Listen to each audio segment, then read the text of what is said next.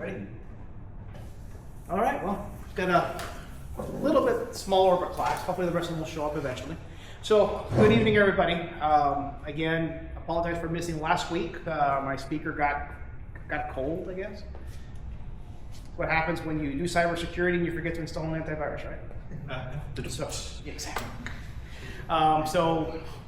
Eric here, he works for Arctic Wolf, another one of my good friends. We've used them for quite some time. Amazing company, very pricey company, but the amount of work that they do and the way they hire students to do a lot of their SOC analyst work, I think it's something that'll be of interest to a lot of our students here today. I think they mentioned that you all do curriculum out of UTSA, right? Correct, yeah. So we actually write the curriculum for UTSA, and then the SOC analysts actually come into our network. Like, we have everybody that's in our SOC working there is actually like a certified engineer or technician. So we may have a layer that works from the UTSA, but everything's pretty much in-house. I remember when I did have Arctic Wolf do an online for us about 2 years ago maybe, they mentioned that they actually did hire students out of it. We do, but it's not so much that there are students coming out of there, but we don't necessarily, like, it doesn't function like an intern or anything like that. These are actually trained students coming into the organization. So there's an opportunity for what we're saying. 100%. Yeah. All right. Well, Mr. Eric, thank you for coming to talk Absolutely. to us. Tell us your life story, sir. It all started when I was 2. No, I'm kidding. First off, thank you guys so much for coming and joining. I gave you cookies because I've always heard that if you feed somebody, they think better of you. So if anything I say is like, oh man, this guy's boring or anything like that, just think at least he brings good cookies, and end with that. So I started my IT career probably back in 2000 actually. It was right around there, but I got my first computer when I was 5. My dad couldn't afford an Atari, so he went over to Radio Shack. Anybody remember that? Mm-hmm. Yep. Radio Shack picked up a Tandy TRS-80 color computer 2, and I was in heaven. And then I'm like, Dad, where are the games? And he hands me a book this thick, and he says, oh, the games start on page 300. I'm like, what? And I had to sit in there and type in order to get a game going. And I would spend 3 hours typing because I was a 5-year-old kid and didn't know how to type, and go through everything, and then finally I'd be able to use a game 3 hours later. I was expecting this big tank battle, and I'll never forget, it was literally like 2-letter T's shooting dots at each other, and that was my game. So that's where I thought, okay, I need to figure out if this is how this works. And so I really ended up enjoying IT. I ended up enjoying computers, made a hobby out of it, never once thought that I was gonna actually turn it into a career. My whole goal was to be a doctor. I went to UT Pan Am, now UT RGV, and I went in as a pre-med. I was running track at the time on a scholarship. Can't tell anymore, but I used to be in shape. And really enjoyed what I was doing. But I hit chemistry class and realized that I love the lab portion of it. I hate the math part where you have to add up all the molecules and everything. I'm out. I'm done. This is it. And then I thought, you know what? I've been singing since I was a kid in church and different venues. What I'll do is I'm going to be a musician. I'm going to make my fortune that way. So I went to UTSA. And I started their music program. And 2 semesters in, I realized I was going to be broke the rest of my life. Had a good conversation with my aunt and uncle. My aunt's a doctor, my uncle's a lawyer. I was staying with them at the time. And they said, look, if you actually want to live and eat on a daily basis, you probably should pursue something different. You've worked with computers your whole life. Why don't you do that? So I gave it a good amount of thought, decided, okay, I'm going to do it. So I jumped in, started focusing all my efforts in college on getting a CIS degree. Finally pulled it off. Turns out I hate programming, but I still love the tech part of it, and I love the business part of it. So Lax Valley Stores, anybody seen that furniture company around here? I was just telling them that was my very, very first IT job. They found out that I was studying IT when I was working for them, and I was working in the accounting department, and they said, hey, I'll tell you what, if you decide to stay with us a few years, we'll pay the rest of your college off. So they paid my last year in college. So that was a huge blessing. I'll never forget it, and I ended up staying with them 5 more years. So I finally went into banking, and started working on the data center side in the banking arena. Then finally moved into applications. Eventually decided to go into IT for a school district because I got burnt out in banking. I was working 24/7, it seemed like.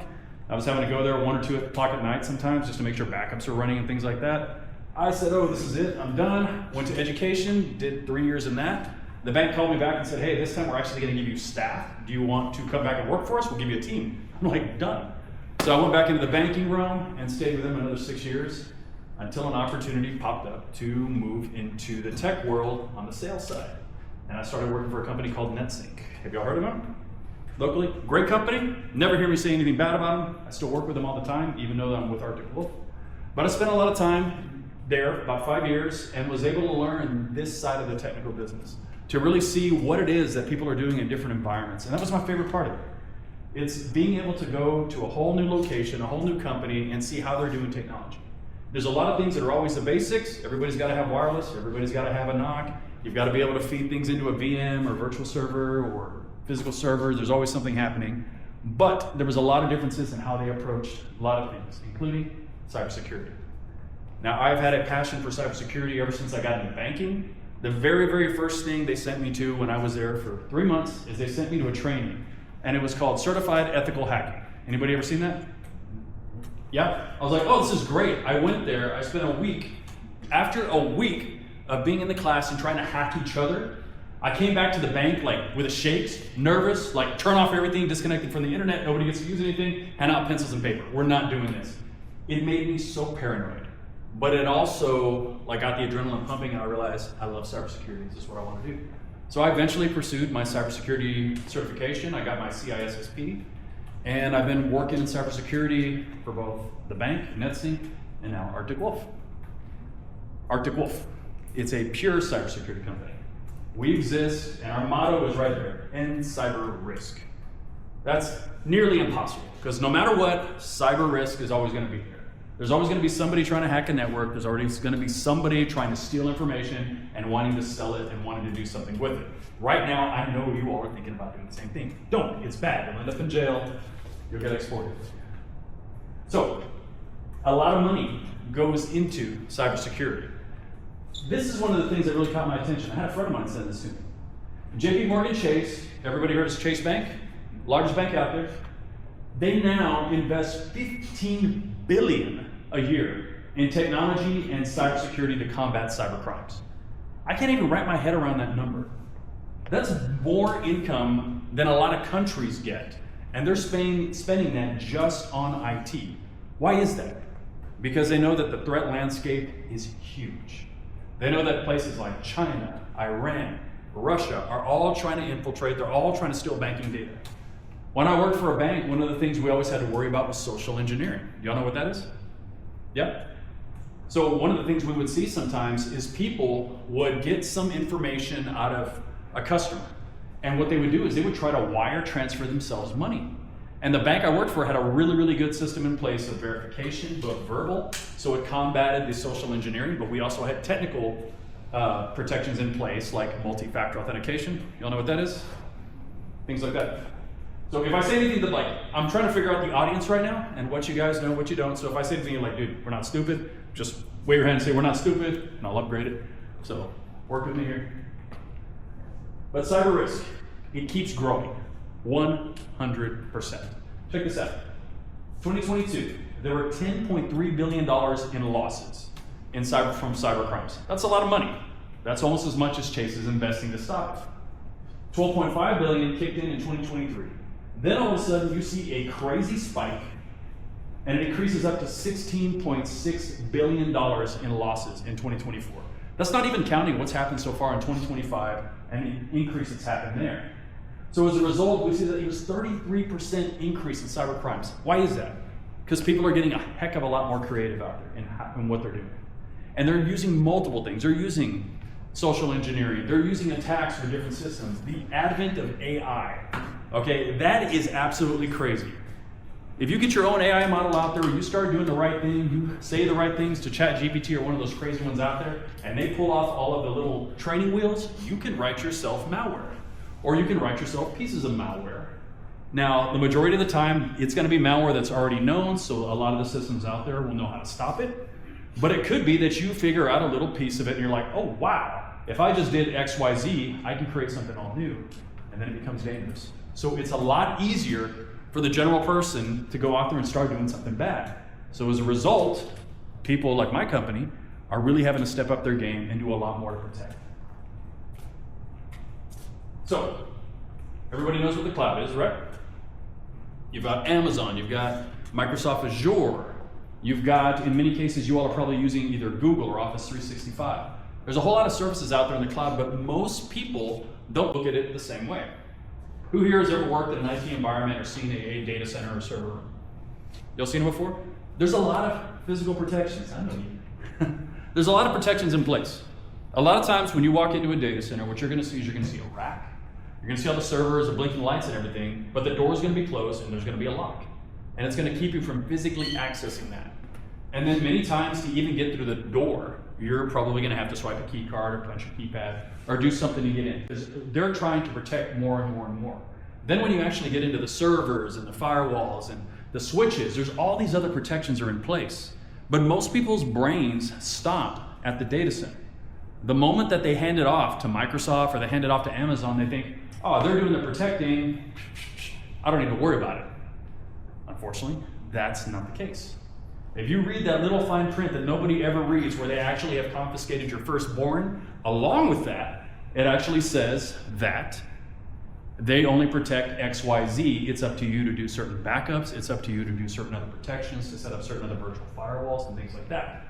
You're like, oh shoot, didn't know that. But as a result, it means that the cloud is not always protected as well as it should be. Right here, there's a company called PowerSchools. Like I said, as I mentioned earlier, I spent a little time in education. There's something called a student information system. It's for all the data for the kids is stored. You all probably have a student information system here at the college. What it's going to have in there, it's going to have your name, your address, your phone number, your social security number, and some other related data. How much of that do you want getting into someone else's hands? You may even be friends with a person sitting next to you. Are you going to give them your social security number? No? How about for a cookie? No, maybe not. But the fact is that information is there, it's critical, it's sensitive. If somebody gets a hold of that, what can they do? They can open up a credit card. They can actually go out there and try, if you have a lease on your house, or you actually own your house, they can try to steal the house. There's all sorts of crazy things they can do out there. They can impersonate you.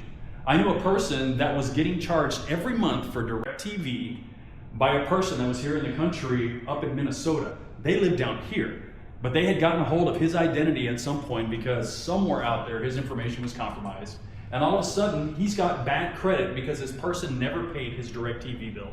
And it ended up being something like $2,000 before they finally cut the cord on it. And he's like, I don't even have DirecTV. I'm a Spectrum guy, and two, I don't live in Minnesota, here's all my addresses. He had to fight that for almost 6 months to finally get it removed from the credit report and everything on there. My point being is that information is incredibly, incredibly sensitive. I'm a parent, I've got 2 kids. The last thing I want is for that information to get out there and all of a sudden, my 11-year-old has a credit card with a $10,000 spending limit on it because somebody decided that they had her social and they were gonna do something fun with it. So PowerSchools had all this information, and on December 28th, they got compromised. The crazy part is PowerSchool was housing data not just for one campus, not just for one school, but there were hundreds of schools because they were a very, very large organization. So all of this information was in their cloud. They didn't have it properly protected. It ended up getting compromised. Social security numbers, names, date of birth, all this dangerous information all of a sudden out there. So what happened is there was lawsuits, there was money that needed to change hands, and when you're working for a company, the thing you run into is you're liable for that in many, many cases. Think about all these companies that have been hacked. What happens? They've got to go out there and they have to provide identity protection for all of those people that have been compromised. Have any of y'all ever try to get a credit report or try to pull something, try to look at TransUnion, Equifax, Experian? If you try to sign up for one of their services, I think the cheapest one out there is like $10 a month. Now imagine having to provide that for one customer for a year. You're looking at $120. It's a lot for something to have to pay, but okay, it's just $120. Multiply that by thousands and thousands of people that were compromised. Let's say you have 10,000 people. All of a sudden, you are having to spend $100,000 a month in order to provide these people with basic identity protection. Multiply that by more and more, and it just keeps growing exponentially. So cybercrime is very, very expensive, and this PowerSchool event was very, very expensive. What's another thing that happens to the company when they're compromised? Take the technical out of it. What's another thing that happens? Trust. Trust, reputation. All of a sudden, that company has lost their reputation and they start losing revenue like crazy because people are less likely to trust them. That's a very, very dangerous thing. And all of a sudden, that company is having trouble existing. Maybe they have shareholders, maybe they're privately invested. People all of a sudden are having trouble potentially even keeping their jobs because they can't get enough business. It has repercussions that just keep growing and growing and growing. So that's why it's so critical that we have a cybersecurity focused mentality in any IT field. Who here in this room is planning on staying in IT after they leave the college? I am. Over here, talk to your professor. I will tell you, it can be incredibly rewarding and a whole lot of fun in IT. I'm having more fun now in my career than I've ever had in my entire life. It has been a lot of fun. But it took a lot of different jobs and a lot of different opportunities to get here. I didn't start off getting to work in the position I worked in now. I had to build up a resume. I had to build up a reputation. I had to build up experience. There's a lot of things I had to work through at all my different jobs so that when I wrote it on my resume and I went through an interview and I finally had to communicate with my leaders that I was with, they could actually believe what I was saying. And so it takes a moment. So I encourage you, do not be afraid to take that very, very first IT entry-level job.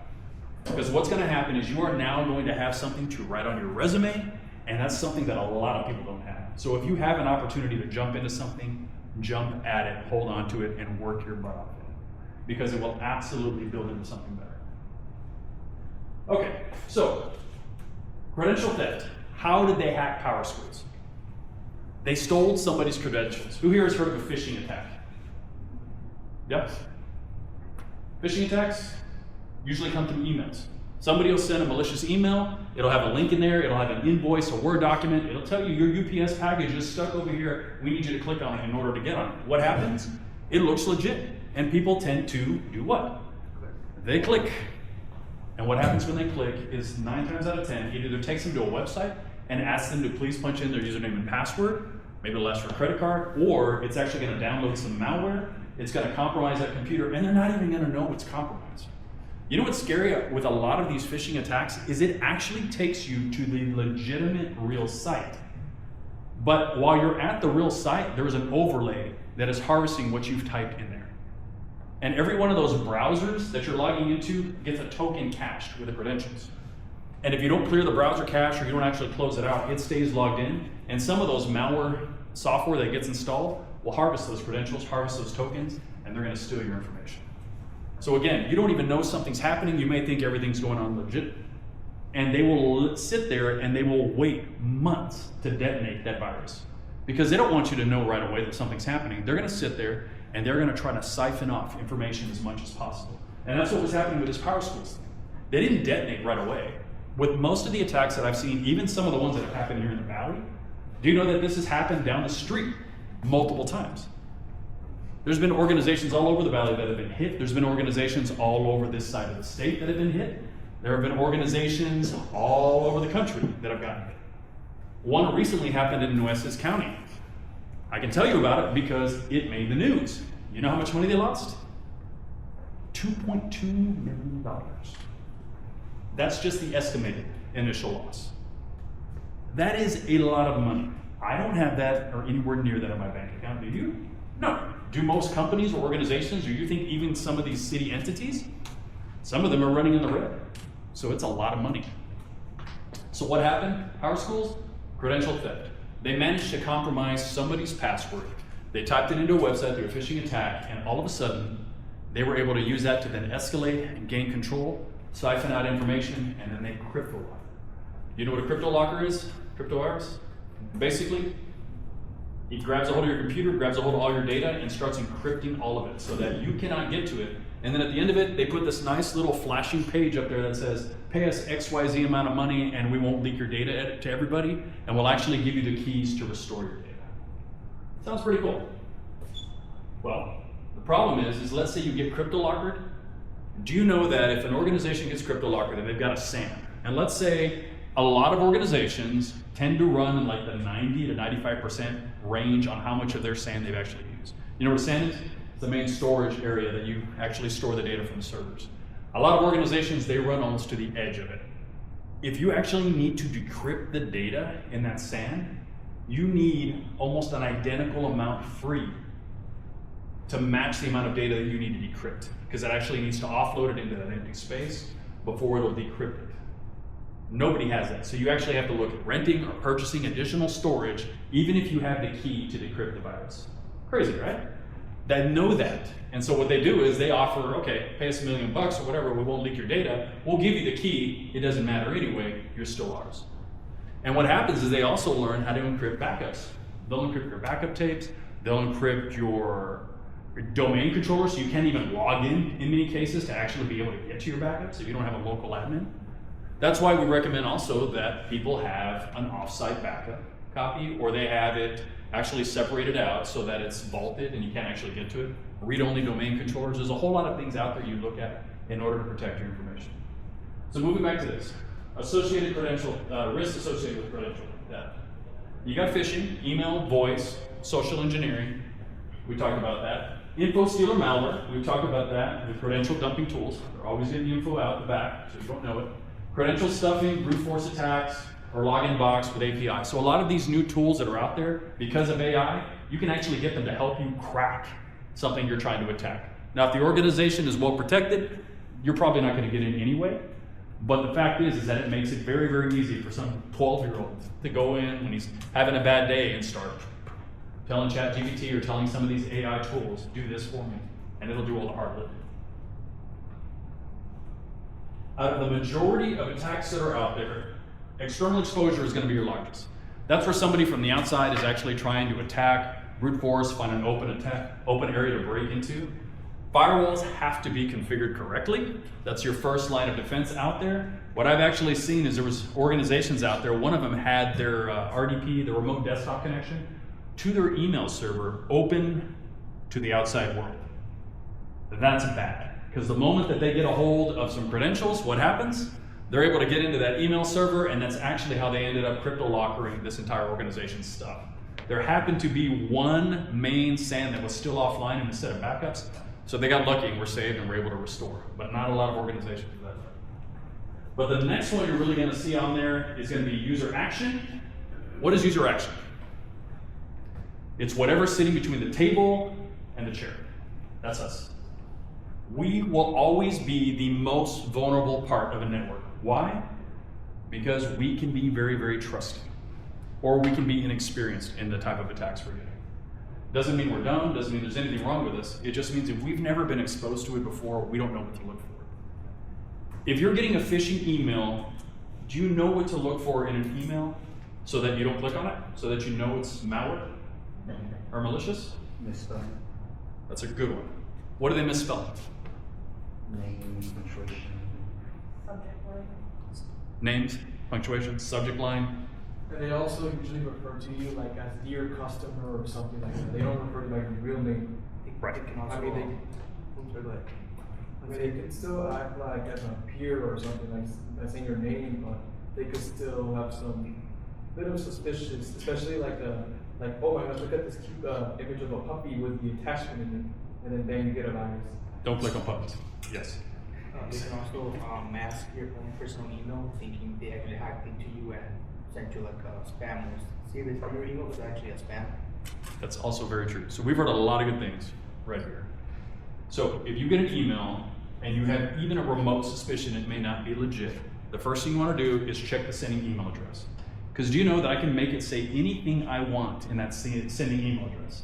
I can send you an email right now and I can tell it to say, I am from XYZ Bank. I am from XYZ School, TSC. And as long as I know that domain name, I can make it look like it came from me. But when you actually click on the email address itself or highlight over it, depending on what software you're using, you'll see the real email address come to light. And I check every single email I get from Apple, from Google, from all of the major things, Amazon. Why? Because I don't trust any of them anymore. If I get a link in my email, I hover over it. Because a lot of times, if you hover over it, the real link will be visible also. So look for that. Look for the misspellings in the domains. Look for the misspellings in the verbiage. If it's coming from somebody in another country, it's probably going to have really, really bad grammar. And chances are, the majority of the companies that are going to be sending to you at least have a spell checker. Or they're using ChatGPT these days, and it sounds amazing, even if they can't say 3 words together. So there's things you've got to be looking out for in those instances, and they're going to help protect you. So why am I focusing so much on phishing emails? Because it's one of the most dangerous social engineering aspects out there. Because if you get a phone call, you may be able to tell that's not their real voice. You're not really Tom or whoever I'm talking to. But on an email, there's a lot less social cues to work off of, and so there's a lot more likely chance you may click on it. So that's one of the 9.5% of the attacks are coming in from phishing emails, and on the user action, that is the largest one, and since the users are the most vulnerable part of the network, we've got to pay attention. Next, you'll see compromised passwords. Dark web, y'all have heard that? Yes. Yep. I guarantee you that there's probably not a person in this room that does not have an email address and a password out on the dark web right now. Maybe, unfortunately, even your social security numbers. It just happens. It's been, what's that? Have I been pawned? Yep, that's exactly right. Many places out there where people can go to get them. And why do they want them? Because again, they're valuable and they can turn them into money later on. So compromised passwords are out there. If you're using the same password for all of your services, I've seen some of you smiling, quack, quack, quack, bad practice. The other thing is, who here uses Apple Password Manager? You have an iPhone, use it? Don't worry, I'm not criticizing you. Been there, only recently moved away from that. Why? Because I had a friend of mine enlighten me. He's like, what happens if they compromise your Apple username? They've got access to your Apple password. Do you know what they can do? Is they can then steal one of the backups that you've made from your iPhone that has the passwords linked into it, and they can restore it to their iPhone, and then they can get in and get your information. I now use an independent password manager. I recommend Keeper. I think it's like 10, 15 bucks a year. It's not that expensive, and it's well worth it. It's very secure, something you should look into. If not, find one that doesn't use your browser, or it's not going to be built into the phone at that point. Use a third-party service. Do research before you get into it. LastPass was a good one for a while, but I think they got hacked also at one point. So everybody at one point or another, they're going to get hit. So it's just a matter of how secure they are and how much they can contain getting hit. Social engineering we talked about, and malicious downloads of video. All right, so what can we do? I'm talking about these, and then I'm also going to talk about what we do as Arctic Wolf as a company. So you'll notice on the side, I have a bunch of my logos over there because we do cover a lot of this stuff. So what can you do to protect yourself? Implement and enforce strong phishing resistant MFA. All right, multi-factor authentication. Anybody ever use Microsoft Authenticator, Duo, something like that? Have you ever randomly gotten a pop-up from your MFA saying, hey, please click on this to log in? And you're like, I didn't try to log in anywhere. Yeah? Were you using Microsoft? No? Happened to me with Microsoft. You don't have to tell me what happened to you. That is called an MFA fatigue attack. What they're doing, well, at first, that just means they got your password. So if you happen to have a service out there and you get that pop-up that says, hey, please click OK to log in, and you know you didn't try to log in anywhere, go in and change your password right away on that service. Because it means to get that far, they would have had to have had your username and password. So that's number one, that's bad. They have this attack also called an MFA fatigue attack. What they do is they just spam you with authenticator requests. And their hope is that you're going to get so tired of it, you're going to think it's a glitch or something, you're not even going to pay attention to be like, oh, I keep getting prompted, and you're just going to click OK. And what happens at that point is they've owned you. They've owned your user account, and they can now do anything in whatever system that is that they want to with the same authority level you have. And if it happens to be in a Windows system and they're good, they can probably escalate that into a domain admin privilege with a few hops, and then all of a sudden they're doing major damage in the network. So, moral of the story, MFA fatigue attacks, never just click yes on an MFA prompt. You could end up doing yourself some damage. So what are some ways that we protect against that? I don't have an example here, but I'll tell you that a lot of these authenticators now offer an additional prompt that happens. If you're logging in, you put in your password, you get the MFA notification. Please click OK, but then it'll also ask you, enter the number that's prompted on the system. Why does it do that? Because if you're sitting in front of the system and you're the one actually logging in, you're the only one that's actually going to see that number, 1635, whatever it is. You click on that number or type it into your authenticator, and then they've done a little extra step to authenticate. So pay attention on that. Proactively hardening Active Directory.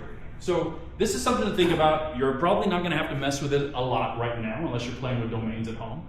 But at some point in your IT career, if you start working with Microsoft Windows, you will mess with Active Directory. You all know what that is? It's the database that's storing all of your usernames and passwords for an entire domain. So if my domain is arcticwolf.com, we have an Active Directory controller out there, or maybe somewhere in the cloud, and it's storing all of that information so that we can log in. What happens is you can actually set it up incorrectly. You can set it up with certain loopholes. If you don't use the policies that you need to adhere to certain standards, your system can actually be very vulnerable, and then at that point, there's potential to get compromised. Using around-the-clock, real-time monitoring. So there are solutions out there that actually monitor your network, monitor your cloud 24/7. Why is that important? Because once you get into IT, you will quickly realize that you hope you have a day off one day, or that you get to take a vacation. And in order to do that, somebody else has to be watching your network to make sure it's protected. Arctic Wolf, we do one of those things. We do 24/7 monitoring on the network. We take in all the information that you have from your different systems, and we start looking for anomalies or different threats. And then if something happens, we block it, and then we give you a call and say, hey, we stopped so-and-so from doing X, Y, Z. That's a service you want to look into. Delivering comprehensive security training. Okay, this is critical, because again, what's the weakest part of a network? Us. How do we help that? We take trainings. Anybody know what happens in October IT related? Cybersecurity Month, exactly. It's about training people and making people more aware of the cybersecurity environment and what they need to do to better protect themselves. So, for most of the organizations I've worked with, we actually had heavy cybersecurity training programs that happened not only during October, but as soon as somebody was onboarded, came into the company, got hired, we made them go through a cybersecurity training so that eventually, hopefully, they would do the right thing if something did happen as an attack. I can remember a situation for a company I worked for. A board member got owned, and it was really, really bad. Because what happened is they were actually out of town, didn't realize it, and they were downloading board information while they were at a hotel in a foreign country.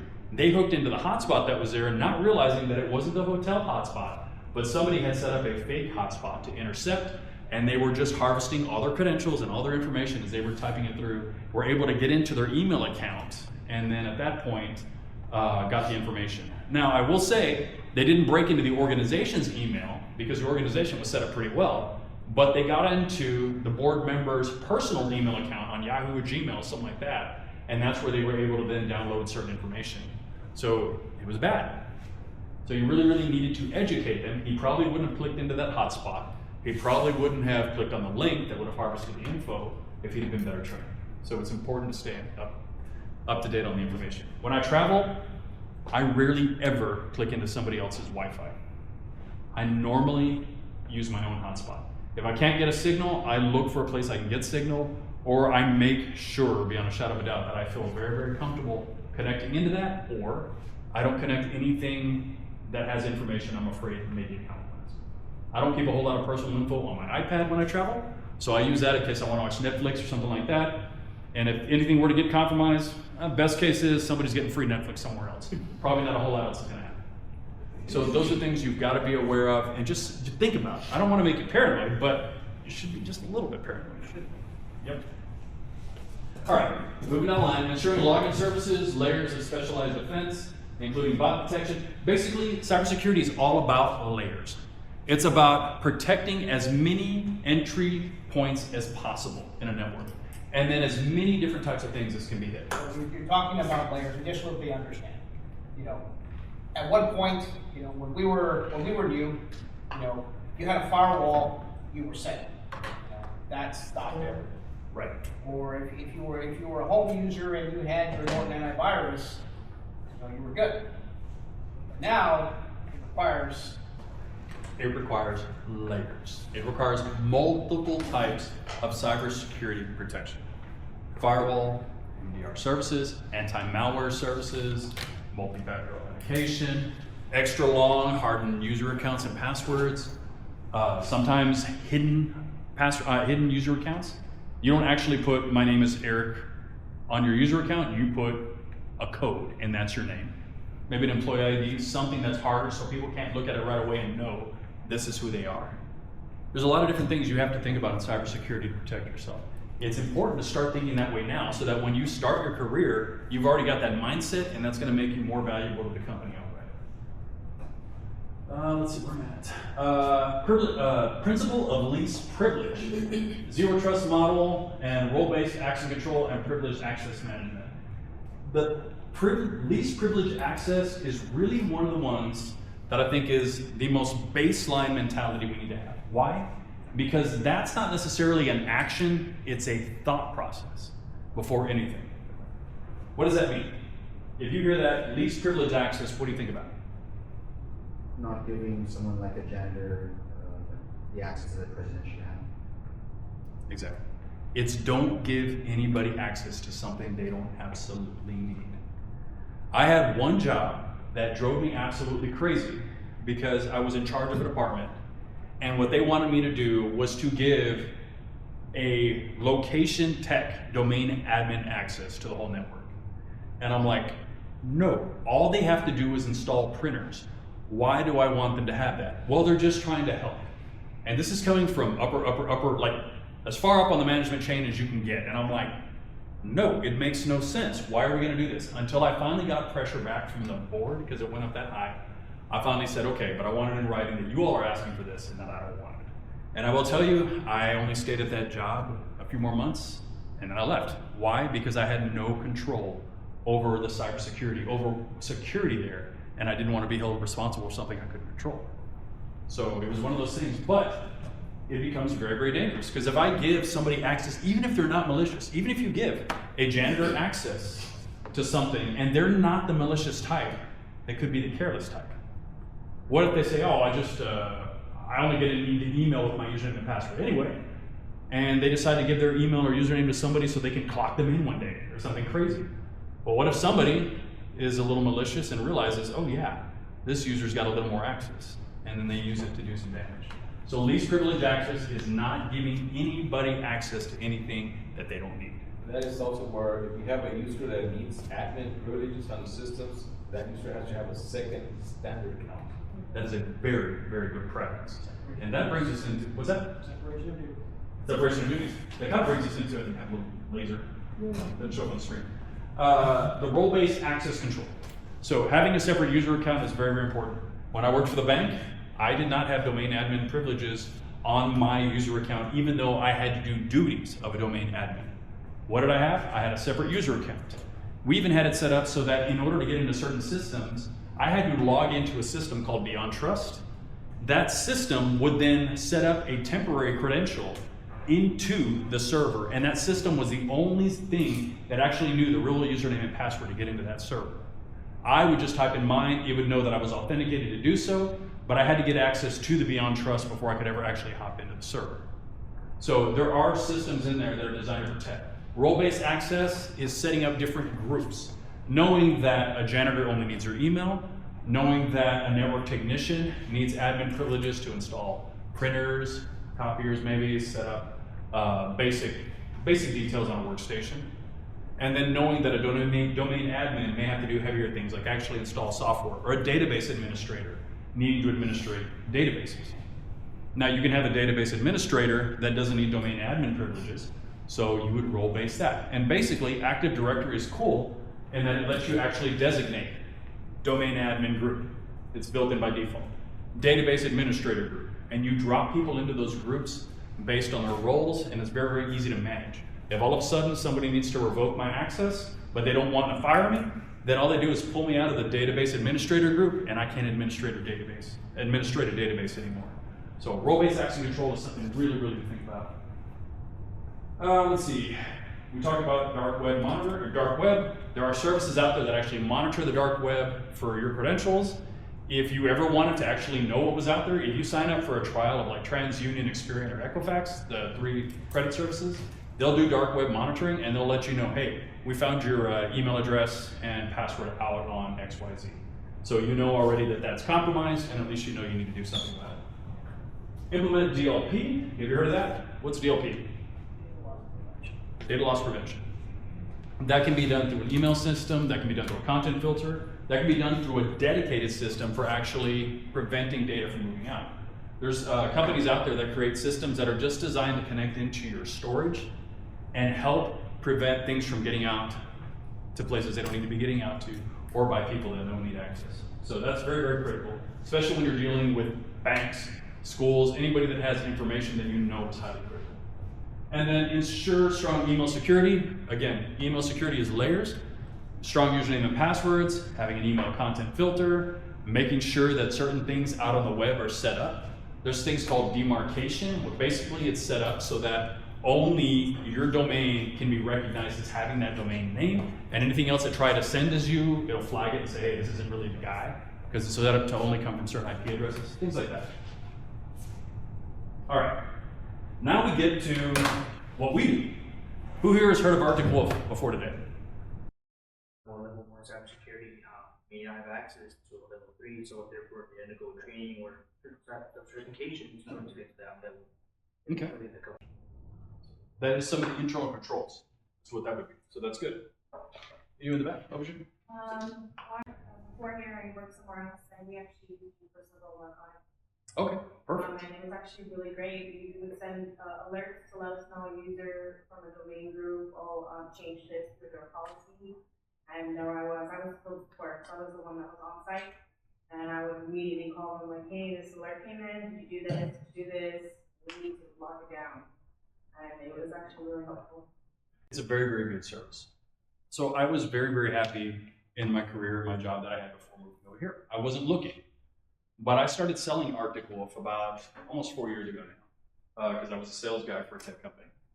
And I really, really liked what we do. I liked what we were about. I liked how we did our services, and I liked the solutions we sold. And so when an opportunity popped up as a sales engineer to move over here, I was like, I'm in. So I applied, went through an interview process, and then here we are today. I joined Arctic Wolf back in February, but I have been working with Arctic Wolf Services for almost 4 years now. It has been an amazing journey. It's been an awesome company because it's absolutely geared towards ending cyber risk. We know we're not really going to accomplish it, but we are going to give it a heck of a try. And we do this by a layered security approach. So this screen here actually shows what it is we offer as Arctic Wolf. So the very, very first one you're going to see, or if we start at the bottom, flip it up. I'm going to start at the top, different than I would if I was selling it. So this here is what we call the birthday cake slide. Why? Because it looks like a cake and it's got candles on top. Voila. So tastes terrible, but try it. But the things that we offer is first and foremost endpoint security. Do you know what that is? You've heard of Norton Antivirus, you've heard of McAfee, you've heard of SentinelOne, maybe CrowdStrike. Those are some of the players out there in the field to protect your endpoints. An endpoint is anything like your laptop, your servers, anything that basically may have an operating system on it. Endpoint protection is out there to help prevent it from getting attacked by malware or different types of events. Then we move into managed detection and response. This is Arctic Wolf's bread and butter. So what we do in Arctic Wolf, and this is where I'll talk about the whole cake, is we want to take in all the information that you have on your network. We want everything from your endpoints. We want all the information from your network, from your cloud solutions, from your identity, from like Duo, things like that, from your humans. We want all the information coming out of Active Directory, patterns that they're doing, and then we want all the apps. We feed it into our Aurora platform. So Aurora platform is our cloud storage and our AI layer on the next one, Alpha AI. Alpha AI. It's what we actually use to store the data and then analyze it. So at Arctic Wolf, we have 10,000 customers across the globe. So if you think about that, we are getting a ton, an incredible amount of data on cybersecurity events and different networking events and attacks happening across the world. Can you guess how many events Arctic Wolf handles every week? Throw out a number. 700. How much? 700. No. Try it again. 80,000. Try it again. Powder code. What's that? Powder code. Freezing is where you guys are at. Like ice age level. Like 1,000 for 5 minutes. 7,000. We process 8 trillion per week. Wrap your head around that. That's like a quarter of the national debt every week that we're processing in data. Guess who loves Arctic Wolf a whole lot? Amazon, because we are one of their top storage consumers out there because of all the events that we are processing. Understand that we have 10,000 customers across the globe, 10,000 plus. So all of that information is coming in. The benefit to that is if somebody is getting hit over here in Australia or over in Canada, you being an Arctic Wolf customer here in the US gets all of that threat intelligence that happened in their environment. When they got attacked over there and what happened, that's permeated throughout the entire system. So over here in the US, and you're an Arctic Wolf customer, your system becomes aware of that type of attack and how to block it. And so all of that is just perpetrated across. I love that about us. The more customers we get, the more we're able to protect our customers. It's a wonderful cycle. So we start ingesting all that data. We actually handle one of the demo units that I use out here. That one's handling 5 million events a week. It's processing 100,000, so closer to the number you mentioned, actual potential threats. It narrows it down to about 100 events that it thinks really need to get looked at, and then it finally issues alerts, I think on like 20 of them. So here's the best part of Arctic Wolf. You'll see the layers here. You've got the Aurora platform, which is ingesting everything we got. You got the Alpha AI, because everybody has to have AI these days, and that's what's actually doing the base level processing. But then we move into the part that I love about us. We are people oriented. So this is why you and I will have a job. Because at Arctic Wolf, we don't let AI do everything. We still get human eyes on the event to make sure that it's an actual real event happening. Because AI is going to get it wrong. It doesn't have all the knowledge. It doesn't have the training. It doesn't have the intuition that people do. And so it'll give you a good baseline to work with. But then after that, we have real engineers that take a look at it. And if they feel that it's still a threat, they actually escalate it into an incident and they'll take action on it. And all of this happens within a span of about 30 minutes from start to finish. In most cases, it happens a lot quicker. So we're moving up in, and the people level that we have are on two stages here. Concierge experience and security journey. Concierge experience, these are the real people that are taking care of you as a customer. You can actually call them during the day. If Tom issues an incident and says, hey, you were attacked this way, when you look at the ticketing system on our dashboard, you can actually drill into that event, and you'll see Tom at the bottom, and you'll see the phone number to call. If you call that phone number, you will get to talk to Tom, because he's the one that took care of your event. And you can ask him, hey, what happened? What do I need to do to fix it? And we will walk you through what you need to do to remediate. Then we move into the security journey. It's all about being proactive in cybersecurity. You don't want to be just about being reactive. You want to prevent as much as possible. In the security journeys, we actually take you through a bunch of steps to better your environment. We'll help you fix your firewall. Not fix it, but we'll help you harden it so that it's more secure. We'll help you harden Active Directory. We'll help you harden the cloud. If you need cybersecurity insurance, we'll teach you how to become more insurable. And all of this is done by running scans and reports and then having a conversation with a real person about how to actually implement what we're telling you needs to work. It's called a security journey. Absolutely love it. So that's managed detection and risk. The other thing that sets us apart from a lot is we don't care what you already have. Some of the services out there, they require that you rip out systems that you already have in place, or you buy new software, you buy certain things. You got to swap out your firewall. You have to use only our endpoint protection in order to get it. Arctic Wolf, we don't care. We sell endpoint. We'll sell it to you day in, day out. But we want anything and everything you can send to us. That's why we process so many events, because we don't charge you for how much you send to us. We want it all. The only thing we ever charge you for is how long you want to keep the data. If you want 90 days, that's built in free. Not free, but it's part of the service. If you want to keep it a year, you can do that. You just got to pay a little extra. But we want all the information you can send us. All right, moving past the managed detection and response. What that does, though, is actually, I think I talked about everything we do. We ingest all the information, but then we take action on it. We can actually block user accounts. We can block firewall events. We can do a bunch of things automatically, and then certain things the actual engineer can do to take place and make sure that you guys are protected. So the whole goal of it is to give you 24/7 protection in your network, so you can actually get some sleep at night. Next one is managed risk. This one's kind of fun. We scan your network for vulnerabilities, and we start seeing if you have anything out there that has missing patches. Y'all know what patches are? If you're running Windows, Tuesday, once a month, you're going to have to put patches in your computer in order to prevent the security flaw you've got. So we scan looking for patches, work for issues on that. Then we've got managed security awareness. What is one of the things we said you absolutely need to do? Train your people. We offer that. We offer managed security awareness training. You actually get online, we'll send you fake phishing attacks. If you click on the link, we're like, haha, you got pwned. And then we'll make you go through a video. And then at that point, you'll get a grade in the quiz. And then hopefully you don't do the same thing over again. And then we've got incident response. So this is the part that I hope to eventually maybe get into one day, because that's the fun part. Incident response means that, okay, you've already been attacked, you've been hit, you've been cryptologged, you've been phished, something major has happened in your environment. The incident response team comes in and they start trying to fix it for you. And so we actually offer that service where we go in there and we bring your environment back up. We'll actually negotiate with the people that hacked you to try to take down whatever information you have out there. We'll research it, we'll help you bring your servers back, we'll help you do your backup and restores, and we'll help you bring your system back online so that you can get back to your business. This is just This is just a screenshot of kind of everything we do.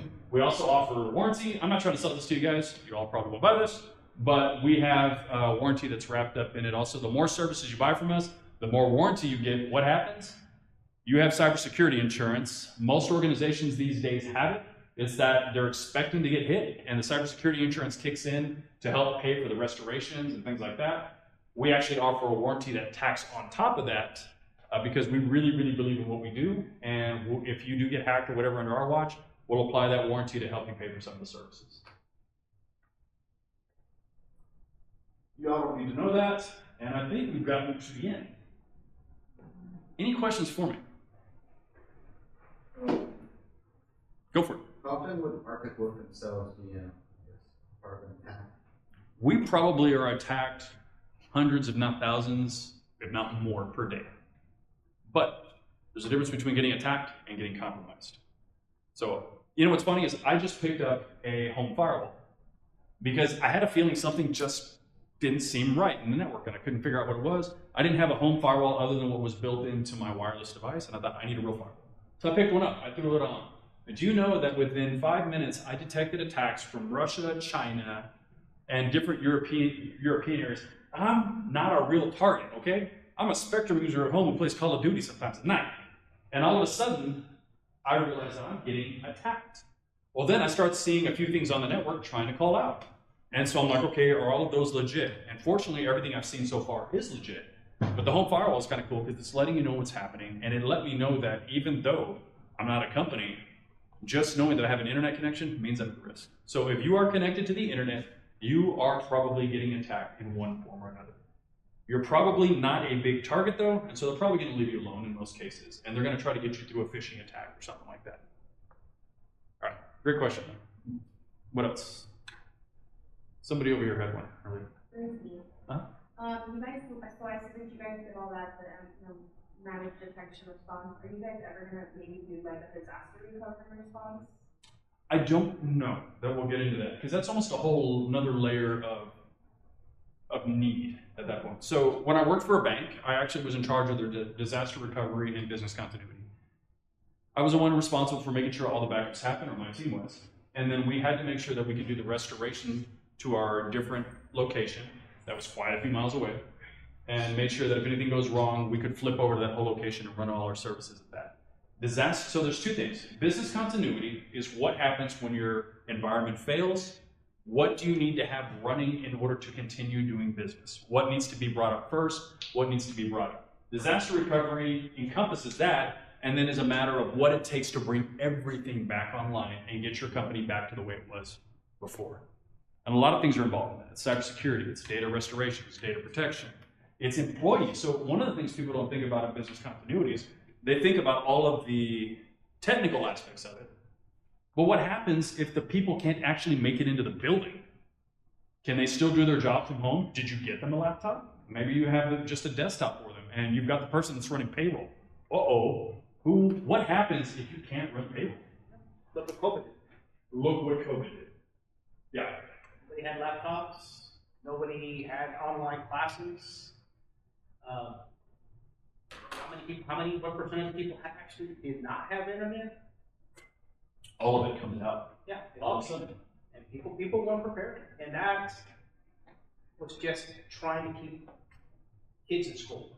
That was it. And, it took a pandemic to make people realize that, yeah, there are people that actually go park outside of McDonald's to do their homework because there's no other way. Yep. So, yeah, it takes a disaster.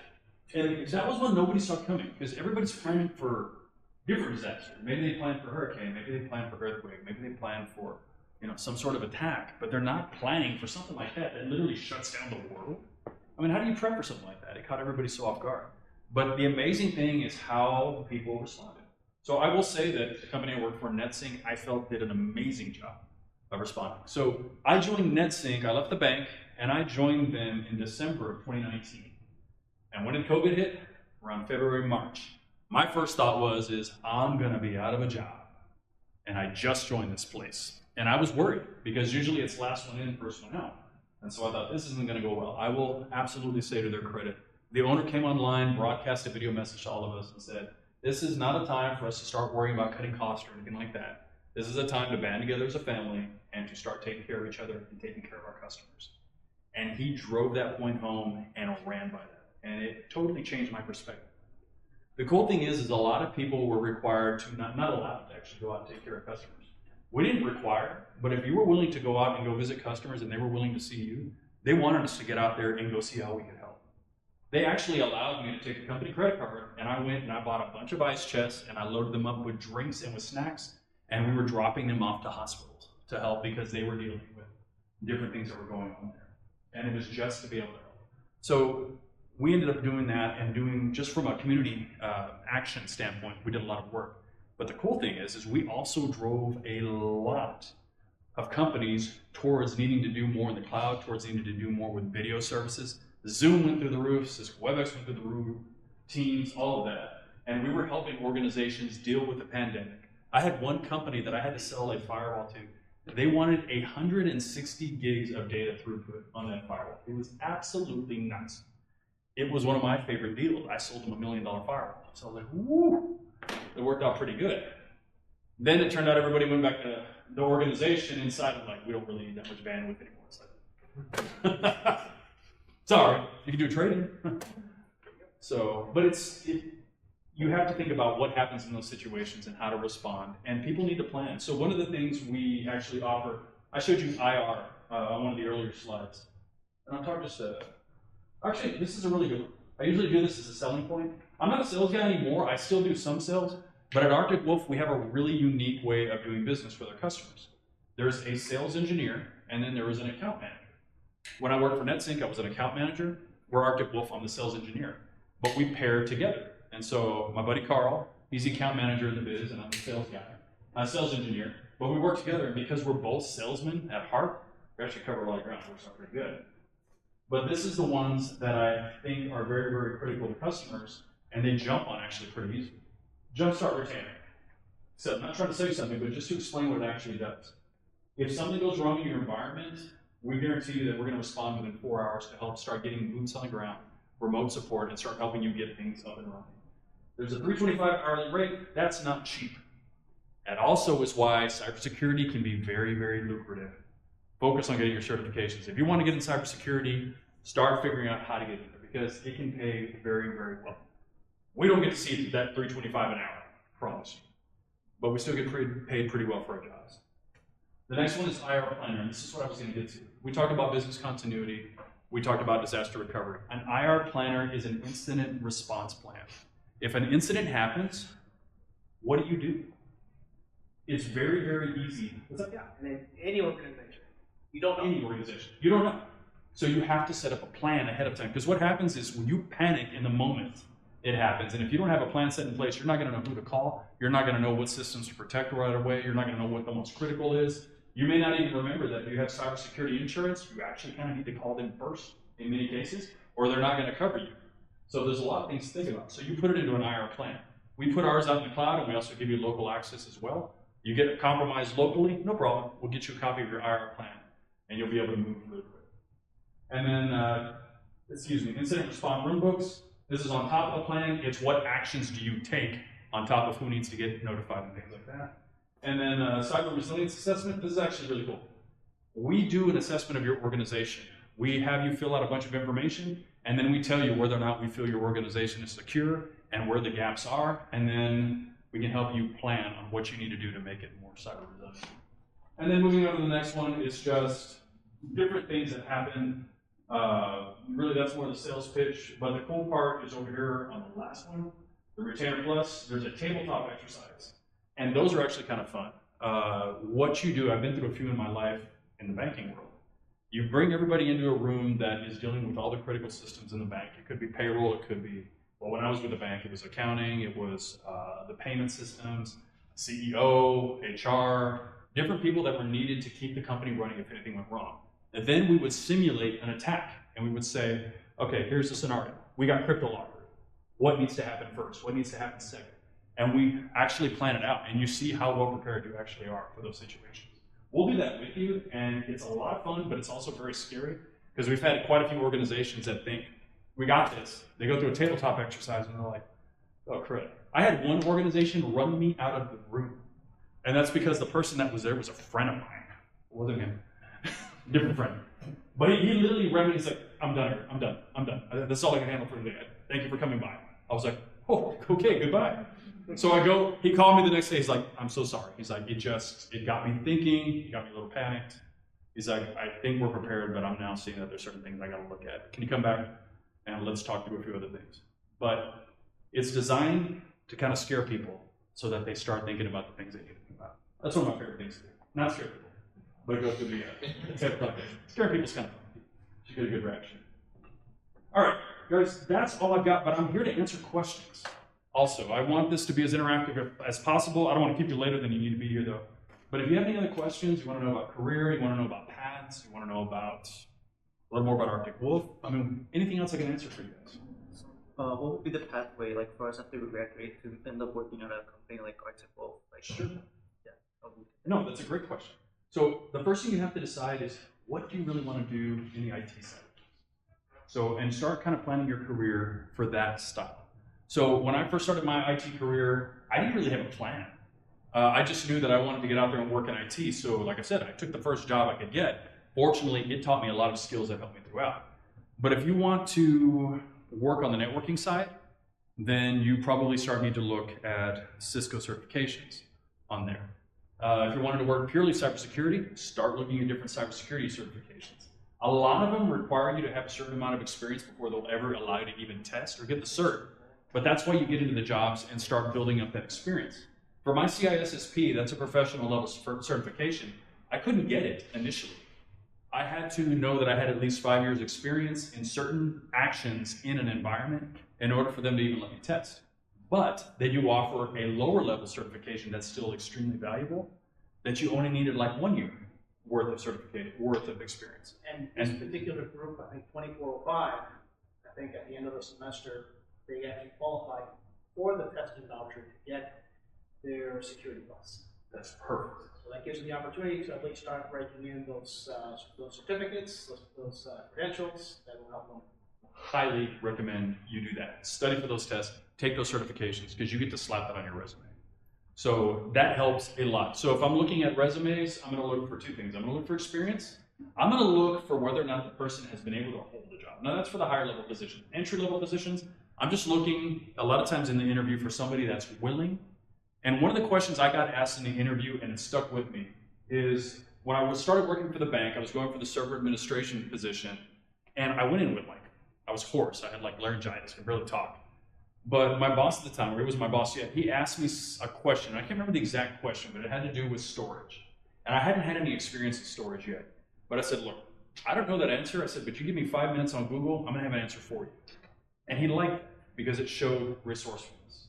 So when you're going into an interview, a lot of it is portraying confidence. It's not portraying it like you know everything, because that's a big part. I guess that's the very, very first phase. If you want to get into cybersecurity or network technology, the first thing you need to do is get through an interview. When you get to that interview, you do not need to know everything. Don't go in there like you know everything. Because what happens is too many times people try to fake their way through it, and then the real question comes in and you're like, I don't know, and then they start doubting everything else you've set up to that point. Just be honest in the interview. If you don't know it, then start thinking about how would you get to know it? What could I do? When I went from banking into education and worked for the education environment for 3 years, they're not exactly the same thing. But I started thinking about what are the things that are the same. They both hold data. They both use SharePoint at the time, so I thought, okay, I can do that. So I talked about SharePoint. And I started talking about different similarities, and then I started thinking, okay, What are some of the things that are being done in banking that I think would work pretty good in education? And so I started talking about cybersecurity we were taking there and started applying it there. So a lot of times also, it's just thinking, even when you do these tests, like for your Security Plus and things like that, a lot of times you can get through a question if you don't know the answer, if you just think about it logically. It's like, okay, if it's asking you for what a certain type of port is or certain type of encryption, you actually need to know that. Something else though, certain situations you can just think through, what is the best possible reaction I could have in this situation? And if you think about it logically, most of the time, you can come up with a good answer and get through it. So those are things to think about. So baseline one, look for a place to get an interview and go into the interview. So, go ahead.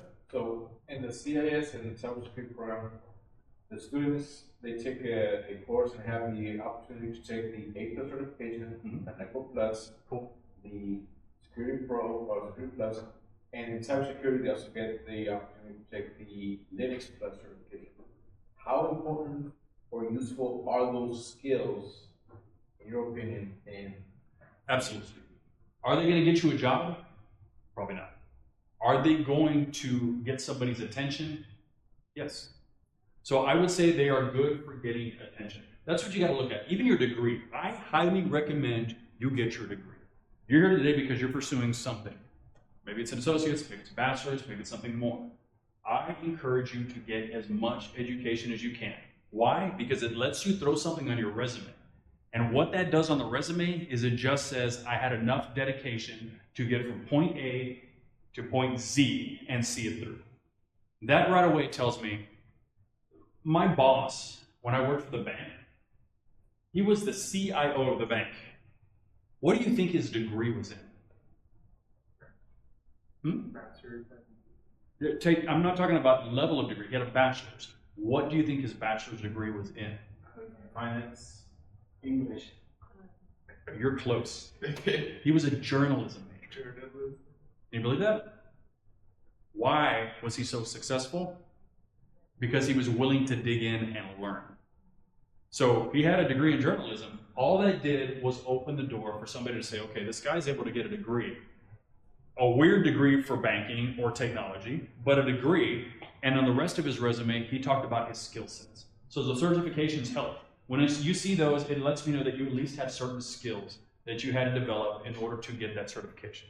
It doesn't mean you're a master at it, but it means that, okay, they at least know how to do X, Y, Z. So that helps me think a little more about wanting to interview you. So I would say that they definitely do help at least get your resume noticed. And that's half the battle, is getting somebody to look at your resume.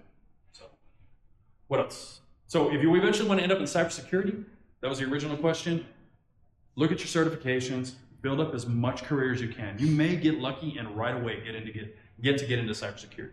There's entry-level positions like with Arctic Wolf that are in sales. There's entry-level positions that are like in base analyst. They may let you do some basic analytical work. But think about this also, is companies like Arctic Wolf, we all have our own internal networks. Every company out there needs a network technician or an application technician. So it may be that you don't get to jump right away into cybersecurity, but if you can get into Arctic Wolf or a company like that, installing printers, jump at it. Because that gives you the opportunity to gain the experience in the company, and then if you work your butt off, somebody's gonna notice, and there's a lot better chance they're gonna give you a shot at the position you're aiming for. Eric, I sent them the cybersecurity summit that Region 1 has in October. Yes. Is Arctic Wolf or NetSync doing anything for that? We are absolutely. So we will be hosting a table, so you can come by. But I also submitted a topic to do a malware tabletop session. So what happens if you're crypto lockered and it's the incident response and things that need to happen after that. So if you want to come hear that, it'll be very focused on what needs to happen in a particular incident. And that one, again, I'll do my best to keep it fun and interactive. That is a lot more interactive talk. It's talking about what happens at this point, what should happen, and it's getting feedback from the audience. So we will be doing that for sure. And it's a whole day, right? The event is all day. My session is probably an hour, if they accept it. I'm still waiting for confirmation. Yeah, but they're probably will. So. Of course, right? Yeah. Well, only because I know the person. Exactly. Connections, networking. You want to know how to get to the job you eventually want. It's who you know. He's not lying. But here's the thing. It's not like you think. It's not like you know somebody in power and that's how you get there. I got into this job here because I sold Arctic Wolf. but they didn't really know my skill sets on the technical level. But they saw my work ethic and were willing to at least start hearing about my technical capabilities, and that helped me get the job. Network with people, make the best impression you possibly can with anybody you can in the industry. The reason being is because you never know if that contact is going to end up being somebody that's going to connect you with the right person down the line. You want to know how I ended up in NetSync? So at some point in my banking career, I kept saying, by the time I'm 40, I'd love to be a sales guy. Because I'd always see Derek Weaver. I thought, man, the guy's got no life. Yeah. And so I would be like, I want to be a sales guy. And so He'll be talking to you guys in a couple weeks. yeah, you're good to see him. So opportunity never popped up. I didn't really think about heart of it. I didn't even know how to get into that side of it. Well, I happened to go to a wedding, and I've officiated a few weddings. And the person, my boss that eventually became my boss, Diana Berger, saw me officiate the wedding and thought, you kind of made that fun. That was cool. I actually happened to sit at a table with her during the reception, chatted with her. My buddy that got married came over, sat with us a bit, did introductions with her and with Cisco. Y'all have heard of Cisco? Got to get networked there and connected. By the time I knew it, fast forward another year down the line, opportunity popped up. Diana remembered me, and she's like, hey, he presents pretty good as a preacher. Maybe he does okay in tech. So she talked to me, had a great conversation, and by the time he knew it, I had a job at NetSync. My point in all of that, network all you can. Make connections. Think about what the end result is. And that's what that cybersecurity summit is for. Is you're going to meet other people that are already in the field. Companies like NetSync, like Wolf, Cisco, they're all going to be there. Yep. That gives you that opportunity to meet people that work there. That hey, it just takes 5 minutes. This is who I am. This is what I'm studying to do. This is what I want to do. Yep, gives you an opportunity to make an impression. So I will tell you, networking is critical in organizations. You want to know how I got that job at the bank when I worked there? I was working for Lax Valley Stores. Okay, that was a little bit of nepotism. My aunt was a CFO at the time. So I'll say that's kind of how I ended up. But that's how I ended up in the accounting department. The way I ended up in IT is I earned my spot in IT. So, but I got my foot in the door because of somebody I knew. When I went to the bank, there was no nepotism involved or anything like that. I happened to have a lab partner for my last 2 semesters in college, and we got to know each other really well. And he ended up going to work for the bank. When he heard the bank was needing a server administrator, he called me up. He's like, hey man, you should come talk to our IT director. I put in a good word for you, and he's looking for a server administrator. I was like, I'm good. 3 months later, they still hadn't found anybody. He called me back. He's like, you really should come in here and just talk to him. Just see if it's something you're interested in, or if they're interested in you. It's worth the shot. Okay, fine. I thought I was going to retire at last. So I went over there, had a conversation with them. 2 days later, I'm interviewing with his boss, and then by the time you know it, I'm in the job. So, but if I had not made good friends with my lab partner at that time, he had nothing to do with IT. He was in lending, of all things. But he knew the CIO at the time and just said, hey, I know a guy that may be good for you. And because of that connection, the CIO was willing to give me a shot to at least have a conversation. Make friends. Make good impressions. If you plan on staying here in the Valley for even 5, 10 years, do not make anybody mad. Because you know what? Everybody here in the Valley knows everybody. And it's amazing how many times. So when I worked at NetSync, I got to see how many times people hopped to different jobs all over the Valley. And I'm thinking, man, I'm glad I didn't make him mad when he was working over there, because now he's over here and I got to still sell to this guy over here. So really, really be cautious about the bridges you burn. Learn to play nice with people. It is actually critical. Yeah, no, definitely. And I can tell you from my own experience, last fall we had a pen testing company of all people come talk to us. Scary individual. I mean, this guy, he wrote his own code. He actually sent us a pen test report. And he's like, yeah, if you only knew how many people are actually trying to hit your internet router. And yeah, he recommended Ubiquiti, and I saw the price. I don't know if I want to spend that kind of money. I took the plunge, and you're right. I started looking at all the information coming through on that firewall. I was like, oh my God. I'm going to look right now, and let's see how many we got. So blocked 20,000 connections. Blocked in the last 24 hours. I don't know. It's refreshing. But I mean, just to let you know, I've only had the firewall a week, and I've killed 24,000 connections trying to come to my house. That is scary. And I can tell you, from personal experience, when my phone goes off and it says Arctic Wolf Alert, and it's 10 o'clock at night. Answer that call. Yeah, and it's like, You're kind of scared at that point. yes, because unfortunately, if it says Arctic Wolf Alert on your phone, it's not good news. They're not calling to tell you good night or anything. It's I'll call you one. What's up? you're gonna have a bad night. So yeah, it's an amazing service to have. I can only imagine the amount of work that they do. I've worked with their concierge service and done the whole process with multiple CISOs at this point. Mm-hmm. And yeah, it's incredible. These people are very detail oriented. They do tons of webinars there. We do. We've got a lot. If you go to our website, you can actually see webinars and some of the stuff that we have out there. Some of the services, you get to see some white papers you can read up on. The cool thing is we actually have one of our security operations centers in San Antonio.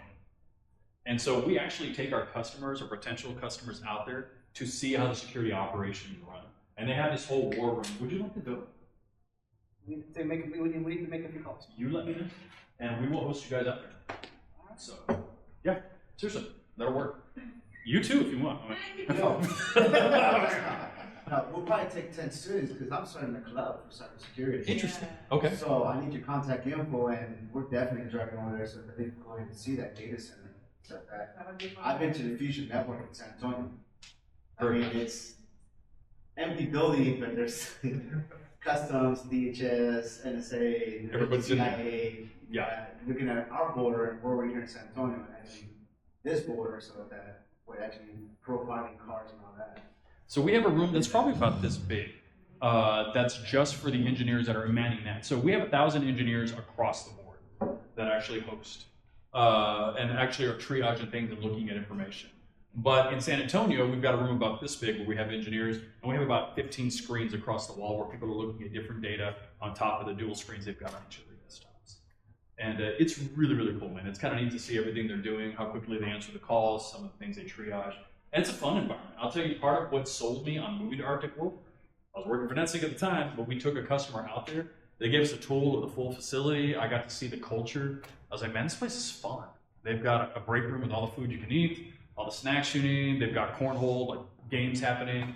They the way they reward their cybersecurity engineers is really, really cool.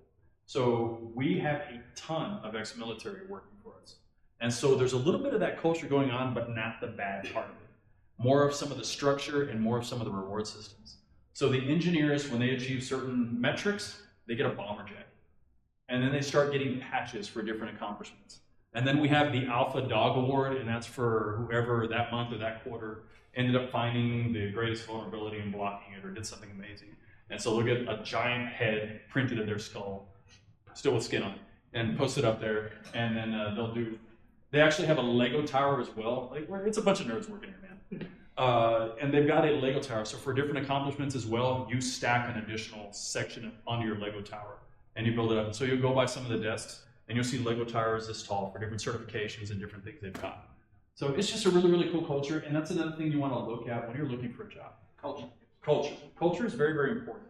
You may not end up in the culture you're always hoping for right away, but you know what you want to get to. And so build up the experience wherever you can get it so that you can eventually get to that place you want to be. That's the biggest thing I can leave you with career-wise, is don't be afraid to take that first job. Make sure it's not illegal, but take that first job, gain the experience so you can have something to slap on your resume, because it's going to make you more attractive. Yep. Do you guys offer like free courses that we as students can take or can do? Not yet. So you're the third person to ask. We had another organization itself ask, a whole other college. We don't have anything available like that yet, mainly because of our relationship with UTSA. We feed curriculum into them. But I'm trying to see if there's a venue or an avenue where we can actually put some of that out there. I will say that I'll send Juan some links so at least you can see our videos out there, and it will help you kind of see some certain cybersecurity aspects. That'll be helpful. But we don't actually have courses yet. The thing with Arctic Wolf is if you buy our service, I can't train you to use it because we do everything for you. We're designed to be a white glove concierge service, take care of it. We'll give you access to a dashboard so you can see the tickets and do some drilling in yourself if you want to. But the point of our service is we take care of it for you so you don't have to worry about it. So the cool thing is, like, let's say you wanted to write a report that shows all the logins that happened on XYZ day. You can just call us up and be like, hey, can you generate a report for me? And we'll actually show you a really, really cool report. And we do it all for you so that you can look really, really good to your boss. Should we tell them that cybersecurity is not like the movies? It is not like the movies. They're not going to be throwing bash commands and at Russia. Most of the time, you're going to double click on something, maybe put an IP address and say, do this. But it's rare that you actually have to do the hacking. You're not the ones doing that. You're over there doing a lot of data analysis. You're looking for patterns. So, and that can actually, if you like patterns, if you like detective work, like if you like investigating something, that can be a lot of fun. When I worked for one company, I had to do a lot of internal investigations because there were certain things that they were looking for. I never realized how much fun you can have doing internal investigation. It's bad because you end up finding bad things about people you like, but it is actually very, very interesting to have to go through the process and work your way through the data, the information, systems they've logged into and certain things. It can be very, very interesting. Questions? Anything else? Out of the attacks that you get, how much of the percentage would be from bots versus human? I don't know the exact percentage from bots, but I will tell you, actually, I'm going to have a slide. This will be about a year old. But I thought there was a slide on bots.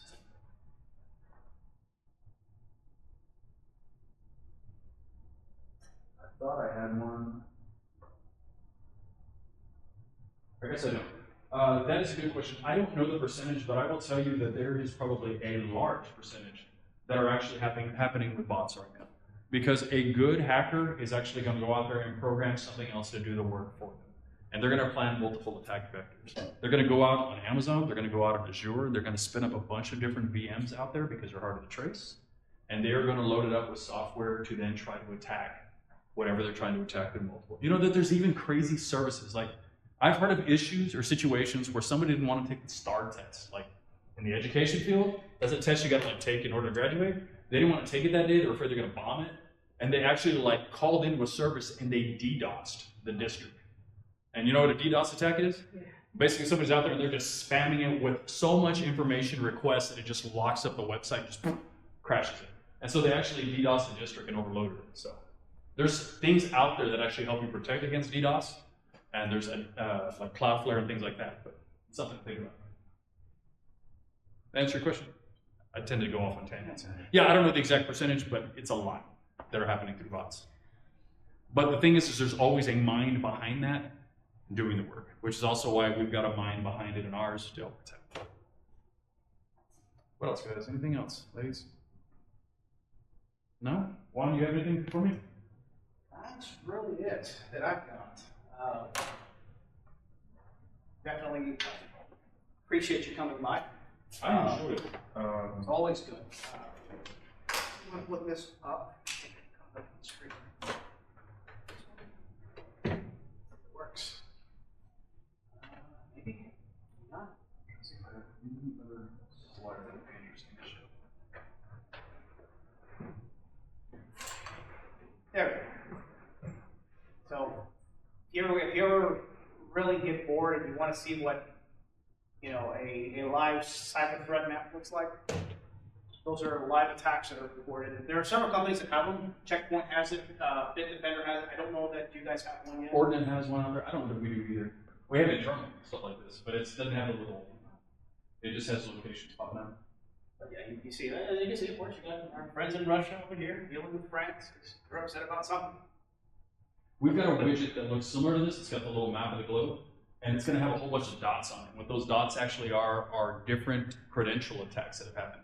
Where you've seen logins in the US, you've seen logins in Canada, you've seen logins in Singapore, and you'll see whether it's failed or been successful. And those are things you got to be concerned about, because there's something called geofencing. Have you all heard of that?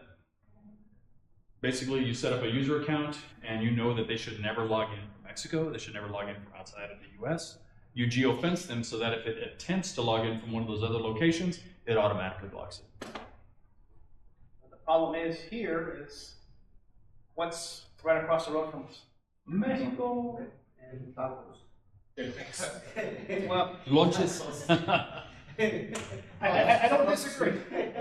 This is true. But yeah, in organizations, especially here in the valley, you're going to have a lot of people that live over there. So you start geofencing your security to make sure people can't get in, or people from outside can't get in, and all of a sudden you start finding out that They can't get in. yeah, they can't actually work because they're actually working or living in Mexico, trying to do work here in the U.S. Yep.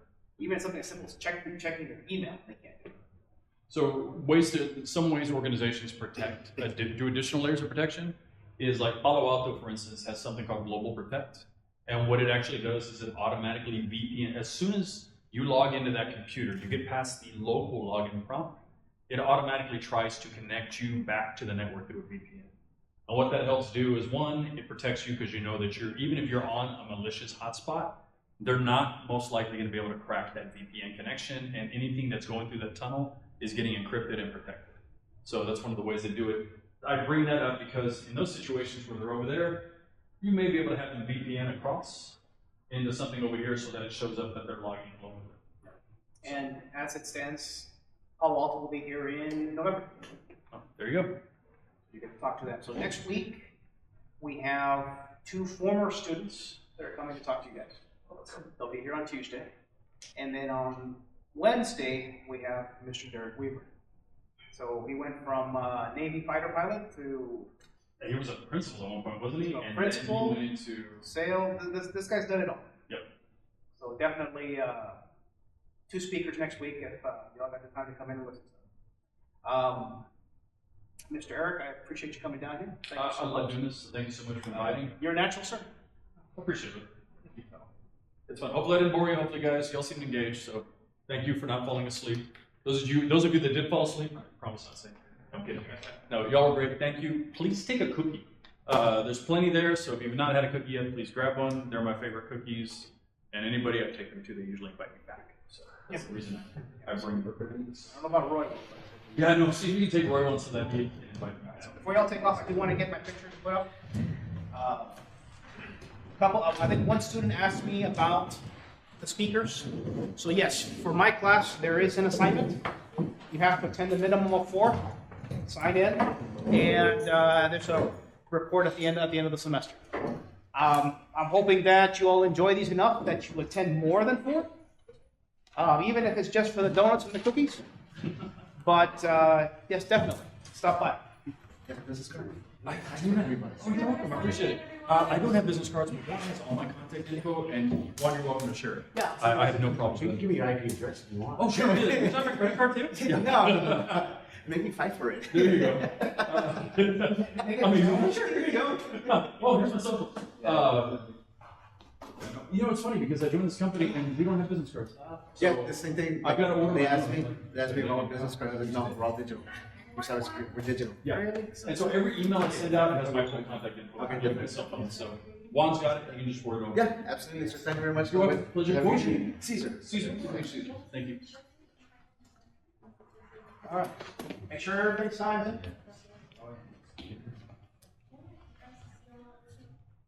I want to walk off of this. Walk off with the equipment here. Oops. It's just a minute. I didn't forget. My knees are broken. Oh, don't get old, guys. Yeah, I feel that. It hurts more, right? It does. I've been going through physical therapy stuff in my heart right now. Really? And they had me doing squats over the past week that helped strengthen my knee. I was just cleaning up my garage and putting together shelves. That'll do it too. Oh yeah. Yeah, I hurt all over. Yeah, I think so. Everybody wants Where do you want me to go? All right. I'm in the middle, on the edge. Wherever you want to be, sir. Where do you guys want? Sure. It's not in the middle, I guess. Absolutely. Fortunately, everybody, bunch of them filtered out. All right. Thank you.